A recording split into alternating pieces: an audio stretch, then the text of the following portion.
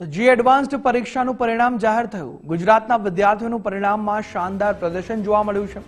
અમદાવાદનો Aditya Thakor Gujarat state topper બન્યો છે. Sanvi Patidar IIT Bombay zone girls topper બની છે.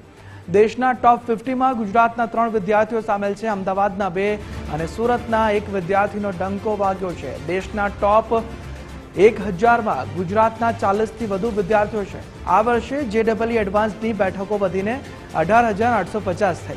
ગત વર્ષની સરખામણીએ કટ ઓફમાં 18 માર્ક્સનો વધારો. વિદ્યાર્થીઓની સિદ્ધિથી શિક્ષણ જગતમાં ખુશીનો માહોલ છે. ગુજરાતે ડંકો વગાડ્યો છે. हमने बहुत ज़्यादा मेहनत करी थी.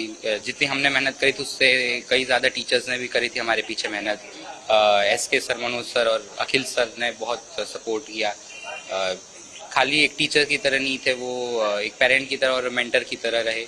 उन्होंने बहुत सपोर्ट किया और पेरेंट्स का भी बहुत बड़ा योगदान है. मेरी बहन, मेरी मम्मी और मेरे पापा का.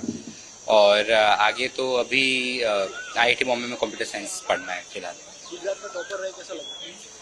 अच्छा लग रहा है. ऐसे कुछ पहले से सोचा नहीं था कि क्या आएगा, बस था कि अच्छा आना चाहिए और अच्छा आ गया तो अब अच्छा लग रहा है. मुझे बहुत खुशी है इस चीज़ की.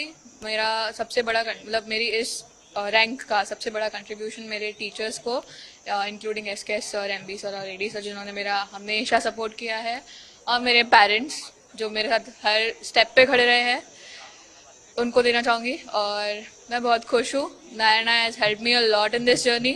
इतनी मेहनत रही, आगे क्या दिएगा? मुझे आगे आईआईटी बॉम्बे में सीएसई परस्यू करना है.